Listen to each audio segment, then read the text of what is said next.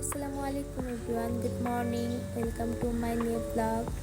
So আজকে সকালে ঘুম থেকে উঠে দেখি ছাদে প্রচুর রৌদ্র, অনেক রৌদ্র, একদম গা পুড়ে যাচ্ছে। দেখেন কি রৌদ্র, অনেক রৌদ্র ছিল।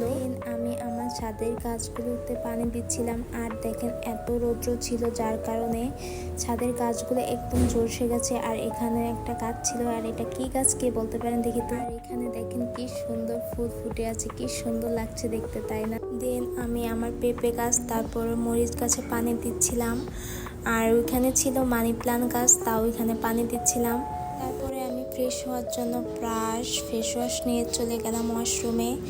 আর দেখেন রোদ্রের কারণে পানিগুলো এত গরম হয়ে গেছিলো যার কারণে হাত একদম পুড়ে যাচ্ছিল।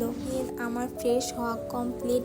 এখন হাত মুখ তাওয়াল দিয়ে মুছে ফেসে পন্স ময়শ্চারাইজার লাগালাম। এটা ত্বককে নরম এবং তুলতুলা রাখতে সহায়তা করে। দেন আমি রাতে পুডিং বানিয়ে রাখছিলাম, ওটা কিছুটা খেয়ে নিলাম। তারপরে আমি কিছুটা পানি খেয়ে নিলাম। তো আজকের মতো এই পর্যন্ত ভিডিও। সবাই ভালো থাকবেন, সুস্থ থাকবেন, আল্লাহ হাফেজ।